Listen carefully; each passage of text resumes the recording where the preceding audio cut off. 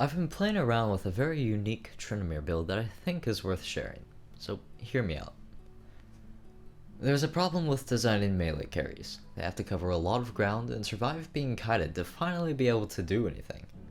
So they either need to pack a huge punch when they finally get there, or have some way to basically just warp on ahead and get where they need to go. The problem with the first approach is the discrepancy in champion strength between skill levels. This type of melee carry needs to be excessively powerful to be competitive, but if given that power, it'll obliterate the lower ranks. That's why Riot has historically leaned toward the highly mobile melee variant, changing Sion from the first to the second type. Then there's Kha'Zix, Yasuo, Jax, Zed. Morello once said that Riot wanted to make melee carries more like assassins, and to a point they certainly did. But they've still left a couple dinosaurs in the dust. Gangplank and Tryndamere in particular. But mobility they're given just isn't enough to make them competitively viable, at least given the limitations of their conventional builds. Champions built up as melee carries like Nocturne and Aatrox were played in solo queue with heavily AD-centric builds because they benefited so much from additional AD, but when they started showing up in competitive play they were itemized as bruisers and tanks. They needed to be because otherwise they would bring very little to organized teamfights. The only way for players to fix them for competitive play was to turn them into bruisers.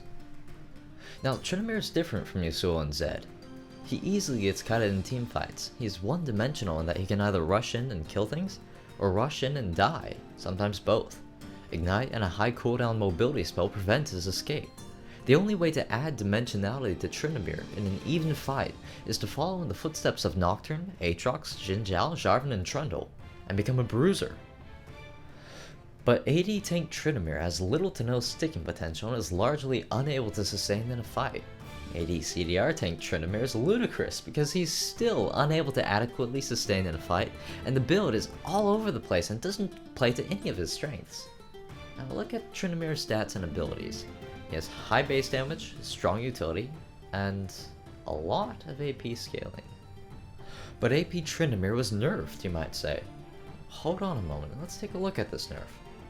What Riot did was tie in the healing value with Tryndamere's rage mechanic, so that AP Tryndamere actually has to work for his heals, but still has the potential to heal for the same immense amount in the same amount of time, if he can stick to his opponents. And this change completely took AP Tryndamere, as we knew him, out of play. Full AP Tryndamere needs to constantly stick to his targets to build up rage and heal effectively, but Jaces are stopped short if he can't immediately reach his targets, because he'll then be unable to build up the rage necessary to heal. This change is fundamentally contrary to his entire teamfight playstyle, which revolves around taking and dealing damage, then exiting and re-entering a teamfight with full health. This pretty much can't happen anymore, at least nowhere near the same extent, and so it renders the full AP build ineffective in a team environment. It just can't work the way it used to. Unless we appropriate it into a bruiser build. This is probably going to sound crazy, but I implore you to try it with an open mind. Think like a tank, not like a melee carry, and you might find some strength in this build. Alright, so let's talk about this build. The ultimate goal of this bruiser build is to give Tryndamere further dimensionality in teamfights, giving him a greater capability than to simply spin in and hope to get a kill before dying. Therefore, we've got a couple of goals to fill. Firstly, maximize sustain and health efficiency. This is accomplished by building AP for Bloodlust. Nashor's Tooth provides a strong basis which Spirit Visage and Thornmail build upon. After these items, Tryndamere has 8,024 effective health, all in an easily regenerated 2,741 HP. Therefore, the natural focus after these items is to increase regenerative potential by purchasing more AP in Zhonya's Hourglass and Rabadoodles. The second goal is to maximize sticking potential. With 40% CDR found in Nashor's Tooth, Runes, Masteries, and Kindle Gem, Tryndamere's spin can be brought to a 5.4 second cooldown. That's kind of like a Kassadin ultimate. Paired with a low cooldown slow, it's nigh impossible to escape Tryndamere or to chase him. Because of this, it's very easy to fight on your own terms and to stick to opponents, leading to a high damage output with the additional time that you've got to fight, which leads to my next point. Bruiser Tryndamere gets all this without skimping too much on damage. Sure, you lose out in the short term. This build simply cannot match the raw damage output of 80 Tryndamere. But it'll survive for a lot longer, and it'll tank a lot more.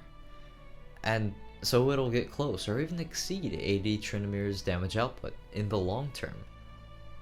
Bruiser Tryndamere has 4 primary sources of damage. Firstly, in base values in AD and passive critical chance. This is a lot more than you may think, especially because of Q's passive scaling AD. Secondly, in Nashor's Tooth's attack speed, which complements his auto attack damage and critical chance, and Nashor's Tooth's passive, which does a lot of AP damage. Thirdly, his spin. This converts all the AP into physical damage. It can do a lot of damage to a large number of people. And fourthly, Thornmail. As an initiator, Bruiser Tryndamere is very likely to be focused, and so Thornmail is highly effective. So, in the end, what do we get? Well, the mobility of Kassadin, the tankiness and sustain of Malachi, and a mixture of a little bit of both in damage. Bruiser Tryndamere doesn't plateau at spin in and auto attack until either you or your opponents are dead. He's more complex, allowing for more capabilities and a higher level of play. Because of his teamfight strength, that's what you want to focus on in team composition and playstyle. Because that's the complete opposite of everything expected of Tryndamere, it can be a little difficult to communicate this with your team.